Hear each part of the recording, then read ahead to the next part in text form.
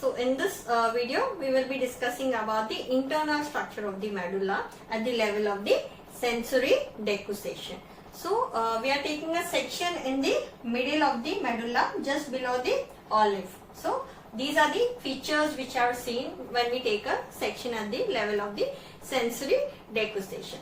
So if you see carefully, the grey matter which is there is diminished in size and the majority is occupied by the white matter. So what are all the features which we see in tiers of the medulla at the level of sensory decussation? So the most conspicuous feature which is seen is the formation of the medial lemniscus. So this is the medial lemniscus. So this is the important change which is occurring in the section at this level. Section of the medulla at the level of sensory decussation is the formation of the medial lemniscus.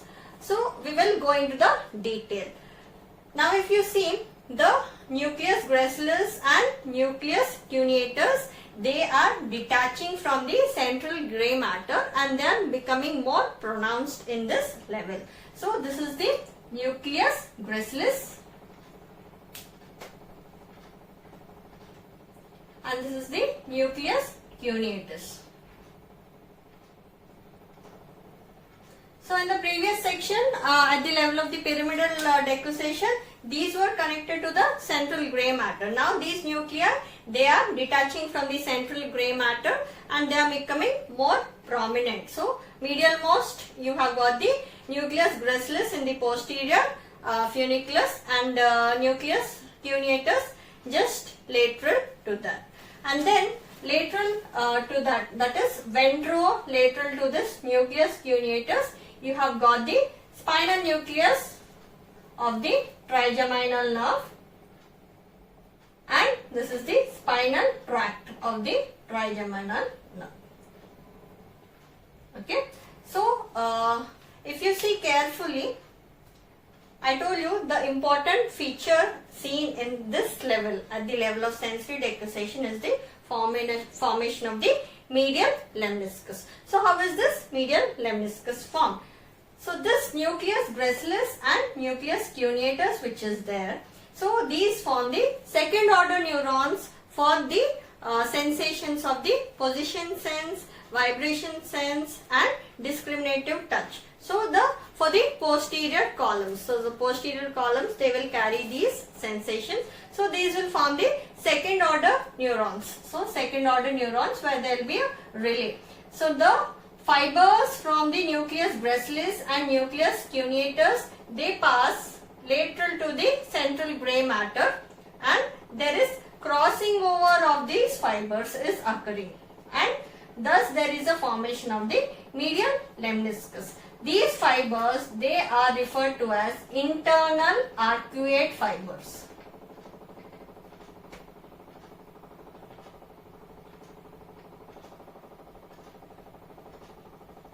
Internal arcuate fibers. So we will see how this medial lemniscus is formed. So the nucleus gracilis which act as a second order neuron and the fibers from here which carry the position, vibration and discriminative touch from the lower limbs, they will pass anteriorly, passing just lateral to the central grey matter and they are reaching the opposite side. They are crossing to the opposite side and they come to lie in the anterior part of the medial lemniscus. So the lower limb fibers, they are passing lateral to the central grey matter but they are present medial to the fibers of from the nucleus cuneatus. So they pass medial to these fibers and they cross over and they are reaching the anterior part of the medial lemniscus. So the lower limb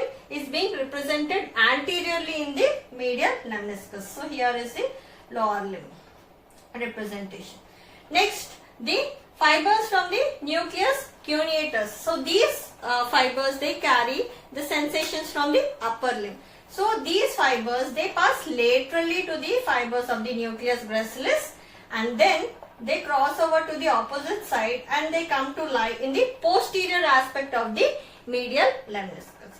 So now you should understand in the medial lemniscus, from anterior to posterior, anteriorly lower limb is being represented and posteriorly the upper limb is being represented. So that is a reversal in the representation. Lower limb is represented anteriorly and upper limb is being represented posteriorly. So that is because of the crossing over of these fibers. These fibers, they are referred to as the internal arcuate fibers. So this crossing over is what we are referring to as the sensory decussation. So this is the important feature which is occurring at this level. So after they cross over, they will ascend upwards into and they will relay finally in the corresponding thalamus. So while ascending, they will form this medial lemniscus. So that is how the important part, the medial lemniscus, is being formed. And by the crossing over of these fibers, you see this spinal nucleus of the trigeminal nerve is being cut off from the central grey matter. It is being cut off from the central grey matter, and this comes to lie ventral and lateral to this nucleus cuneatus and nucleus gracillus.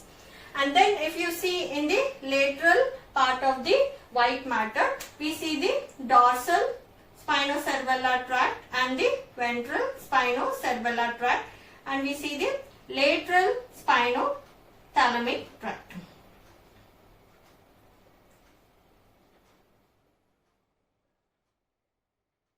So in this level, actually the lateral spinothalamic tract and the anterior spinothalamic tract, they will lie close to each other and they form the spinal lemniscus.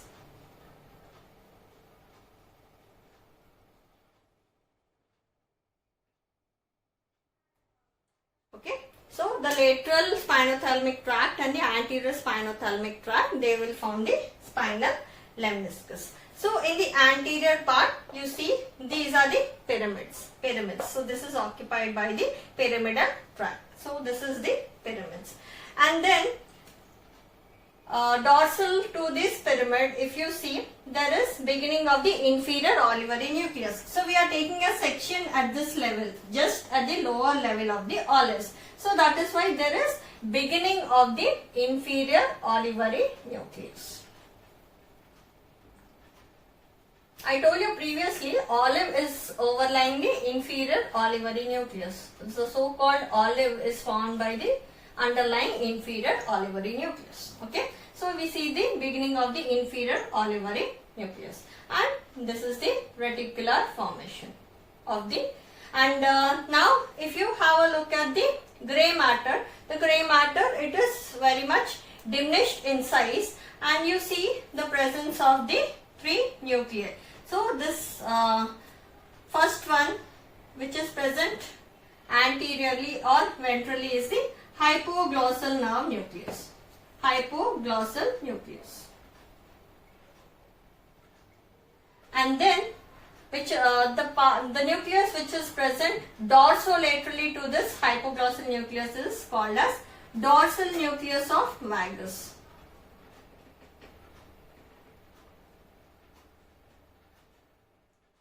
And dorsolateral to this dorsal nucleus of vagus, you have got the nucleus tractus solitarius.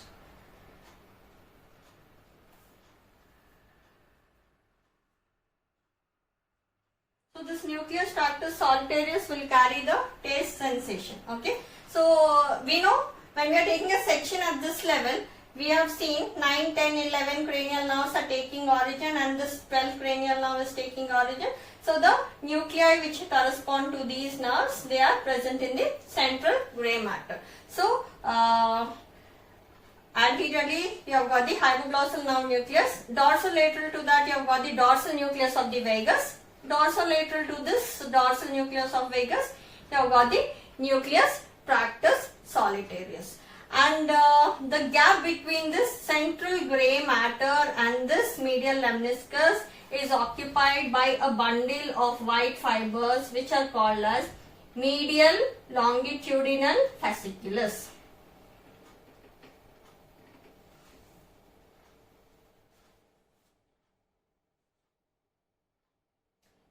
So this medial longitudinal fasciculus is nothing but a compact bundle of nerve fibers which will connect the 3, 4, 6, 8 and spinal part of the 11th cranial nerve. That is the spinal part of the accessory nerve. So these are all the features which you see in the transverse section of medulla at the level of sensory decussation. So let's repeat once.